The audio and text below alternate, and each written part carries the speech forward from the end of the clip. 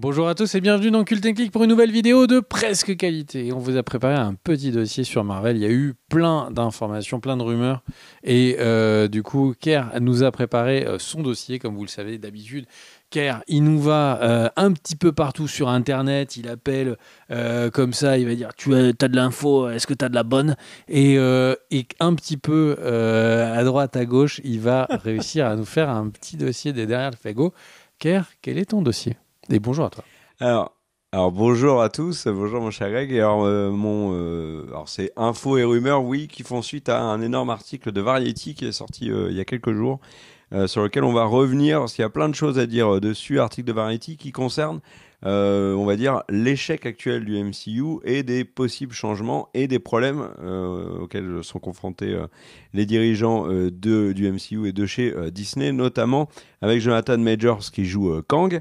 Alors ça fait, vous allez voir, étonnamment suite à un autre sujet qu'on avait abordé récemment qui était la promotion d'un livre sur le MCU où la co-autrice du livre avait balancé des petites bombes et notamment le fait qu'il y ait un soft reboot prévu par Kevin Feige du MCU suite à Secret Wars. Secret Wars, c'est quoi ? C'est le deuxième Avengers qui arrive. Donc d'abord Kang Dynasty et ensuite Avengers Secret Wars. C'est dans quelques années, vous avez le temps de les voir arriver. Et dans cette vidéo, on évoquait la possibilité notamment d'un retour de certains acteurs qui avaient disparu du MCU, personnages également, bien sûr. Et vous allez voir que du côté de Variety, eh ben, on suit un petit peu ce qu'avait déclaré cette dame. Je vous donne les infos. Donc Variety pose le point, enfin voilà, ils font un bilan de la situation actuelle, échec des séries, de certains films. Il y a un vrai problème du côté de chez Marvel, c'est que il y a des personnages majeurs qui sont partis soit dans Endgame, soit plus récemment du côté des Gardiens de la Galaxie. La relève, on l'a déjà dit maintes et maintes fois sur la chaîne, ne marche pas. Comme nous l'expliquait Greg à juste titre, il y a eu le pari de se tourner vers les les teen Avengers, mais ça marche pas aussi bien qu'un Robert Downey Jr., qu'une Scarlett Johansson ou qu'un Chris Evans. Donc du côté de Marvel, pour remplir les caisses au box-office, ils sont embêtés. Et dans l'article de Variety, premier point, mon cher Greg, tu vas voir, c'est incroyable, ils évoquent du côté de Marvel des discussions qui auraient eu lieu sur le possible retour des Avengers d'origine. Les Avengers d'origine, c'est qui ? C'est Captain America, Iron Man, Hulk, Thor, Hawkeye, Black Widow. J'espère que j'en ai pas oublié. Donc voilà. Et dans cet article, ils expliquent qu'ils pourraient profiter. Alors, il y a eu des rumeurs depuis qui ont un peu extrapolé. Il y a des rumeurs qui disent qu'ils préparent un film Avengers pour permettre la résurrection de Iron Man et Black Widow. Ça, c'est pure spéculation. Du côté de Variety, on dit juste qu'il y a eu des discussions sur le retour de Iron Man et de Black Widow, retour de Robert Downey Jr. et de Scarlett Johansson, mais que pour l'instant, c'est vraiment à l'état de discussion, que rien n'est acté. Et Variety pointe le doigt sur deux problèmes sur ce possible retour. Le premier problème, c'est que ça serait un désaveu pour les MCU qui, du coup, n'auraient pas réussi à créer quelque chose de suffisamment puissant pour remplacer des acteurs et des personnages qui seraient partis, donc ça sera un désaveu. Et le deuxième élément, qui est celui sur lequel j'ai un peu plus de mal à croire, c'est que dans la situation actuelle de Disney, payer le salaire mirobolant d'un Robert Downey Jr. ou d'une Scarlett Johansson poserait problème. On est d'accord, mais le contexte a changé. Pourquoi ?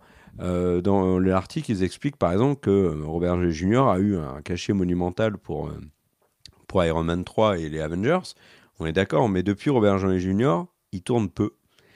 Et il vit beaucoup sur l'après Iron Man. Il a fait Dr. Dolittle, qui a été plutôt semi-échec, on va dire.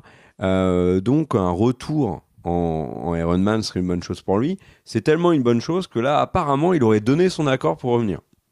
Ça n'a pas été confirmé officiellement, mais il y a eu beaucoup d'articles qui évoquaient le fait que Robert Downey Jr. avait dit oui. Scarlett Johansson, il n'y a pas trop de raisons qu'elle ne veuille pas.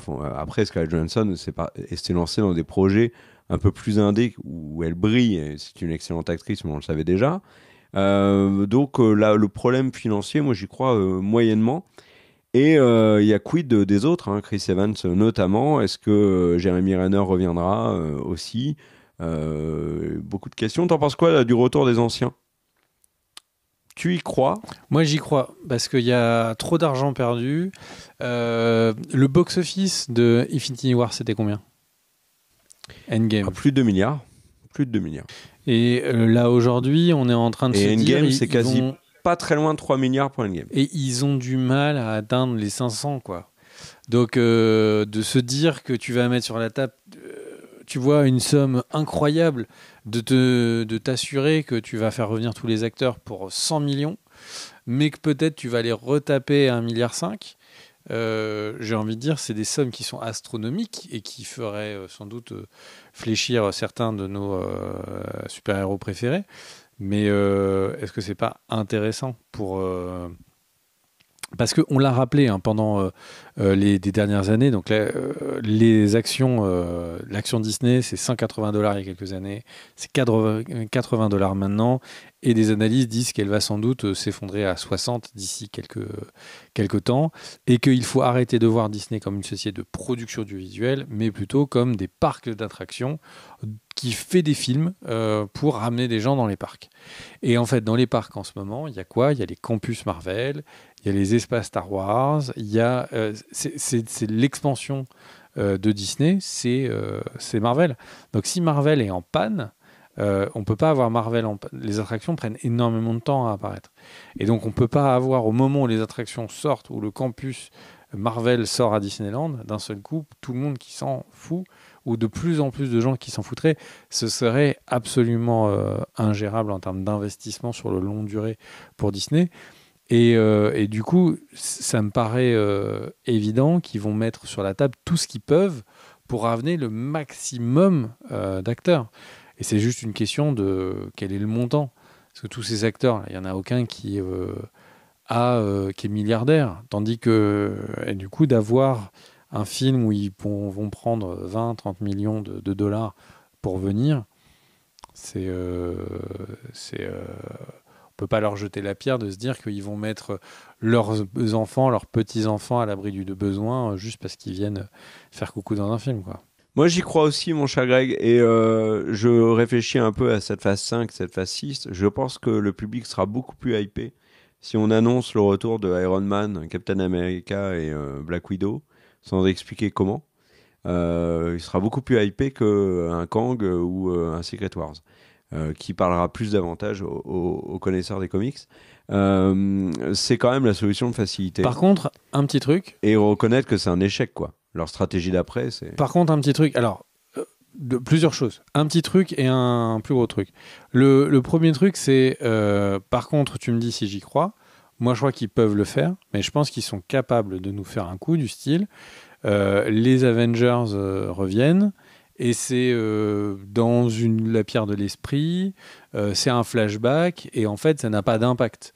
Moi, je vois bien Robert Downey Jr. dire « Non, mais Iron Man est mort, je reviens pas pour dire qu'en fait, il est vivant à côté, quoi. » Donc, et du coup, que ce soit vraiment un coup d'épée dans l'eau, c'est-à-dire qu'on les voit dans les trailers et tout, mais ça n'a pas d'impact dans cet univers.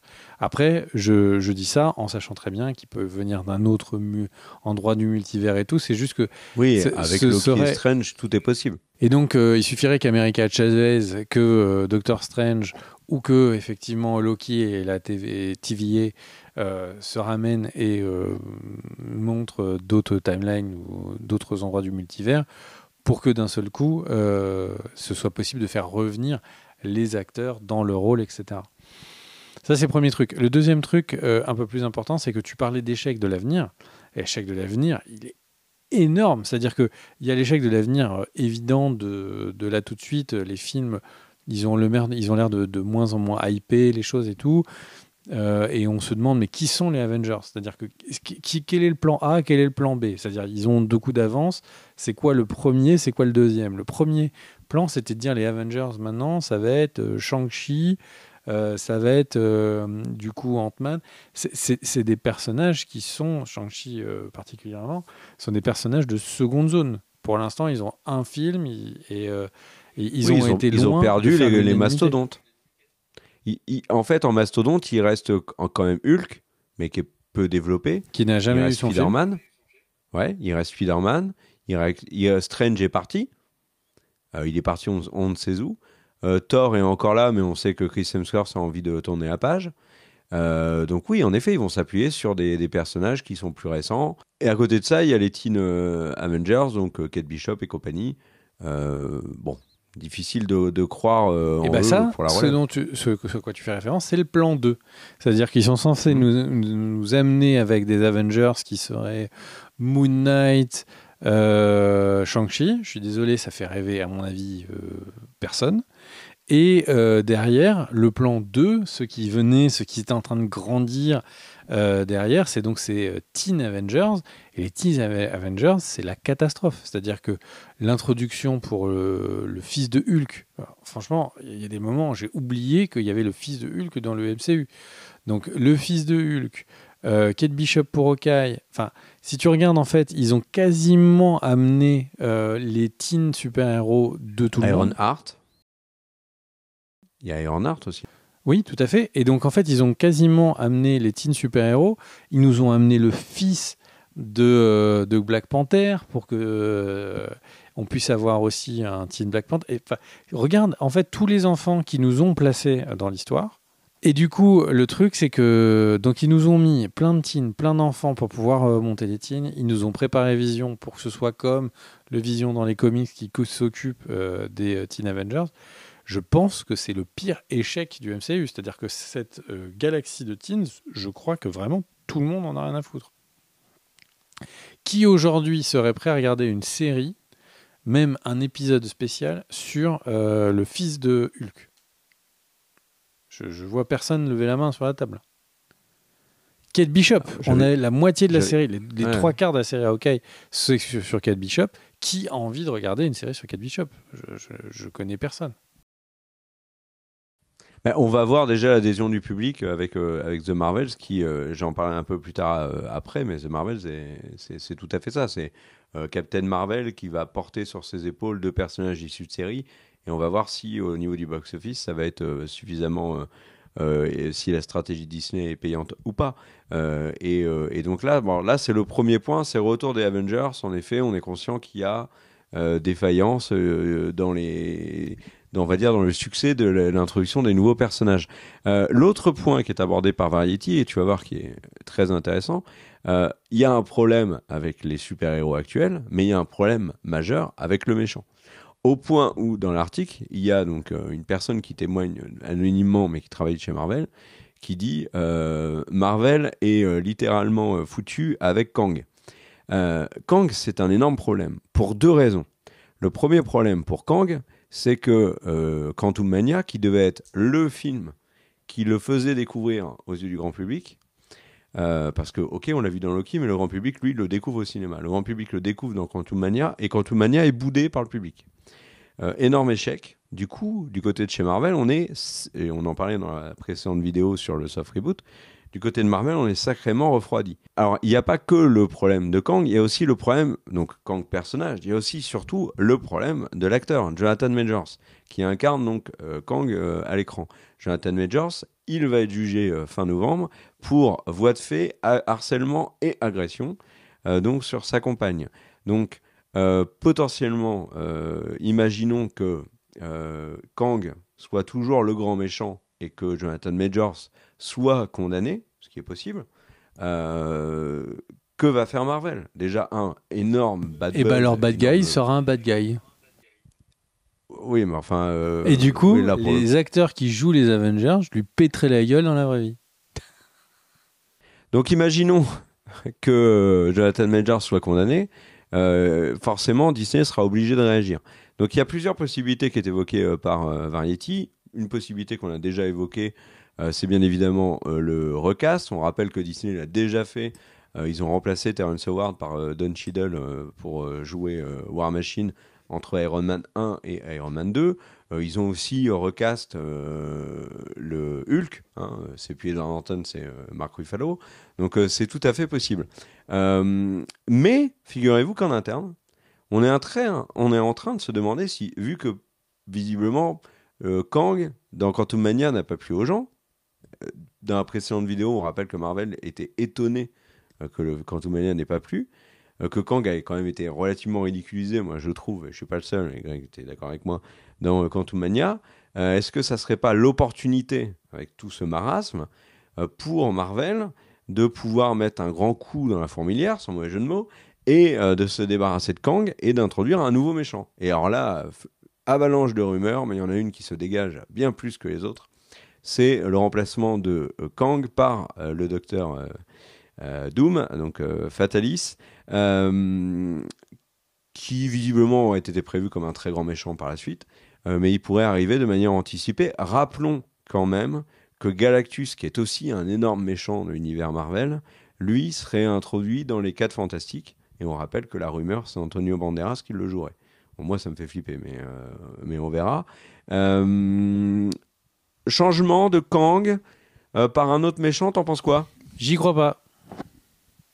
Voilà. Alors, par contre, précisons, ça oblige, enfin, on est d'accord, hein, s'ils remplacent Kang par un autre, ils sont obligés de virer Kang Dynasty et de refaire leur plan sur la phase 5 et 6. Hein. C'est pour ça que je n'y crois pas. Parce que Kang Dynasty, il y a peut-être 20 ou 30 millions qui ont déjà été dépensés. Ils vont pas jeter 20 ou 30 millions tout de suite. Si derrière, ça t'en fait gagner 1 milliard, qu'est-ce que tu t'en fous ? Mais gagner 1 milliard, à l'heure actuelle, ils sont pas du tout en train de gagner 1 milliard. Et le fait de changer de méchant leur assure en rien de gagner 1 milliard de plus. Non, mon idée, c'est ils dégagent Kang, donc ils enlèvent Kang Dynasty, ils remplacent avec Doom, et ils en rajoutent les anciens Avengers. Et là, du coup, c'est pour ça que je te parle d'1 milliard, c'est que tu as un méchant qui est plus connu, en tout cas, c'est le cas de Doom aux États-Unis, beaucoup plus connu que Kang, avec le retour des Avengers d'origine, et là, tu as potentiellement un film qui fait 1,5 milliard, 2 milliards. Mais ça, c'est très bien. Je ne critique en rien tes fantasmes. Le truc, c'est que... Merci.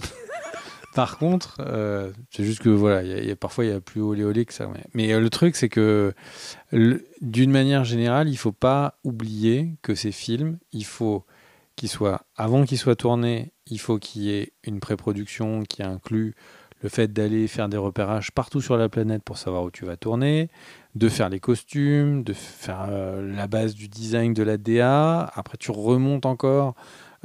Tu as donc parfois c'est créer des hangars, déposer des brevets.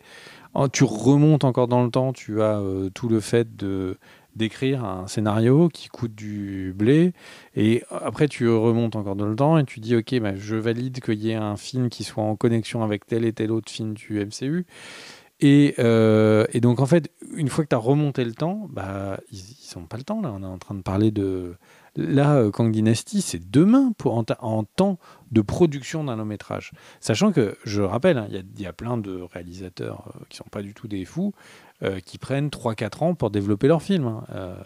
Là, on est sur une usine. Et donc, dans une usine, j'ai jamais vu quelqu'un qui pète dans l'usine de soda, qui a pété toutes les bouteilles en disant « Ah, mais on va changer le design aujourd'hui !» C'est pas aussi simple. Donc en fait, je comprends, mais regarde comment est-ce que... C'est en 2026, fin 2026. Et regarde comment, sur Flash, ça a été... Enfin, c'est pire. Le mec, il est condamné, du coup, Ezra Miller, il est condamné. Il est même plus dans les promos et tout. Le film sort au cinéma. C'est un truc de fou. C'est un truc de fou. Mais là, c'est à un moment, une société, ça a beau être des sociétés qui sont milliardaires, c'est des films qui leur coûtent 200 millions. Ils peuvent pas dire, bon, bah écoutez les mecs, on a perdu 200 millions, on va s'asseoir dessus, mais les chips, c'est pour nous ce soir. Il y a un moment, les chips, c'est goûtu, mais ça laissera un goût de sel aux actionnaires quand même.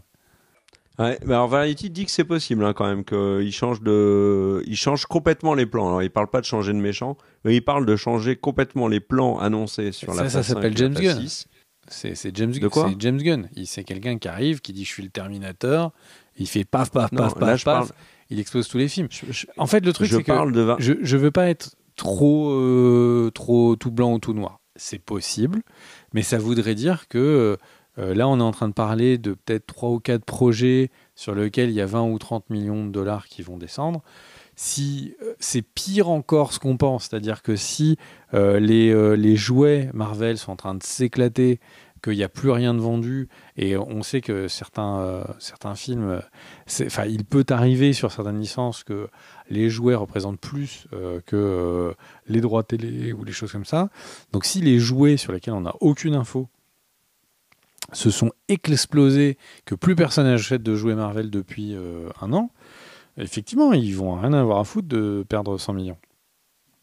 Mais dans les informations raisonnables qu'on a en ce moment, j'ai l'impression que de péter les films qui sont dans 6 ans, pourquoi pas, celui qui est dans 3, dans 2 et demi, ça paraît un petit peu étonnant. En sachant que pour l'instant, sur les films qui arrivent, certains qui sortiront avant Kang Dynasty, il n'y a rien de fait. Hein. Les 4 Fantastiques, etc. Mais moi, je pense que c'est possible. Et en rappelant quand même que quand la phase 4 s'est terminée, Marvel a annoncé la phase 5 et la phase 6 en faisant une sorte de mea culpa sur la phase 4 qui était plus courte, où ils ont expliqué que c'était une phase de transition. Et oui, en effet, il manquait des Avengers. Donc je pense que déjà, dès la phase 4, ils ont changé plus leur... courte, ça se débat. Hein. Elle était plus longue en temps. Je crois que la phase 4 est plus longue en temps de contenu que les 3 premières phases en temps de contenu, oui, mais chronologiquement, elle est plus courte. Et elle est plus courte en nombre d'années, mais elle est plus longue en termes de durée de... Oui, puisqu'il y a les séries aussi. C'est juste que cette série, c'est juste que cette phase, elle va nulle part. Et là, cette phase 5, elle est allée nulle part. Et là, cette phase 5, je comprends rien du tout, quoi. Est-ce que si tout mène à Kang, là, les Marvels, de tout ce qu'on a vu des trailers, quel est le rapport avec Kang je suis vraiment sceptique quant au fait... Non, mais on te dira, Greg, qu'il y a plein de films de la phase 3 ou même de la phase 3 qui n'ont pas de lien avec Thanos. Hein. Donc la phase 2, pareil, la phase 1, pareil. Les personnages vivent des aventures dans lesquelles ils grandissent, et le fait qu'ils grandissent de telle manière est utile dans les films collégiaux. Oui, mais ça veut pas dire que Captain Marvel, dans The Marvels, elle va pas grandir pour être ce qu'elle va devenir dans Kang Dynasty, par exemple. Peut-être, nous verrons. Alors, il y a un autre élément sur The Marvels que aborde Variety où je trouve que le média n'a pas assez creusé la question. Ça concerne la réalisatrice Nia DaCosta. Dans l'article, il est évoqué que Nia DaCosta a abandonné la post-production du film pour partir s'installer en Angleterre pour réaliser le film Eda avec Tessa Thompson, qui est son prochain projet. Donc là, l'article est un peu à charge contre la réalisatrice. Réalisatrice Nia DaCosta, qui du coup s'est défendue en expliquant qu'elle était engagée contractuellement avec son nouveau film et qu'il y a eu tellement de remontage en post-prod de The Marvels qu'elle était obligée de quitter la post-production pour aller réaliser son prochain film, que en fait, là, ça serait plutôt un problème du côté de chez Marvel et des nombreux remontages. On en a parlé dans une vidéo news déjà. C'est pas étonnant. Toi, mon cher Greg, tu disais que The Marvel, tu sentais que le montage, ça allait un peu être à la Justice League, parce que, bien évidemment, on fait le parallèle entre la durée de Justice League, qui était de 2 heures, et la durée de The Marvels, qui est le film le plus court du MCU. Mais là, l'article, vraiment, moi, je le sens vraiment à charge contre Nia DaCosta, et évoque pas le fait qu'elle était quand même présente au début de la post-prod et qu'elle a dû quitter le truc parce que... Et en plus, en off, donc, tu me disais que quand un film échappe à son réalisateur, souvent, il s'en va. Alors, en fait, le truc, c'est que je dis pas... Alors, souvent, je ne sais pas, j'ai pas de chiffres, mais le truc, c'est que dans l'histoire du cinéma, c'est connu que les réalisateurs essayent de combattre un peu les studios sur le Final Cut, et certains qui vont pendant des mois devant la porte de la salle de montage pour essayer d'avoir un impact et qu'ils n'auront peut-être pas. Frank Capra, par exemple, est un bon exemple. Et le truc, c'est que... Mais là, j'ai envie de dire, actuellement, si on regarde sur les films de cette phase, Chloé Zhao qui avait fait Eternals, Tout le monde s'est félicité du côté de chez Marvel qu'ils ont eu Chloé Zhao, jeune réalisatrice primée, etc. Fait est que Chloé Zhao, maintenant, elle pipe pas un mot sur les Eternals et on n'a pas l'impression que c'était pour elle une expérience particulièrement satisfaisante. Donc le truc, c'est que effectivement, on a un peu l'impression qu'il y a une espèce de grande machine à broyer et que c'est pas des films qui sont des visions de réalisateurs, mais qui sont des films produits sur la chaîne de montage, Kevin Feige, et qui foncent. Et c'est d'autant plus intersidéralement surprenant où je sais pas si c'est eux qui ont fait une blague et qui se sont pas rendus compte de jusqu'où ça allait, ou si c'est du cynisme, mais quand à la fin de She-Hulk, il y a Kevin Feige est en fait une IA qui décide de tout comment on fait, en fait, là, c'est effectivement un peu l'impression qu'on en a quand on voit les retours, quand on voit les œuvres et quand on voit les retours en ce moment. The Marvel, on ne l'a pas encore vu, ça sent pas bon sur les trailers, mais c'est que des trailers. Voilà, mon cher Greg, pour les différentes infos de Variety. Je te laisse le mot de la fin. La variété, c'est une fête, hein, j'ai envie de te dire. Je ne sais pas pourquoi je suis allé pas sur ça. C'était peut-être pour voir ce sourire si innocent que Kerr peut avoir tard le soir. En tout cas, on vous dit des bisous à tous. N'hésitez pas, si vous êtes allé voir les Marvels, à nous dire en commentaire ce que vous en avez pensé, puisque nous ne pourrons pas le voir rapidement. Des bisous. N'hésitez pas à vous abonner à la chaîne si ce n'est pas fait. Et puis, j'ai envie de dire à très vite. Ciao, ciao.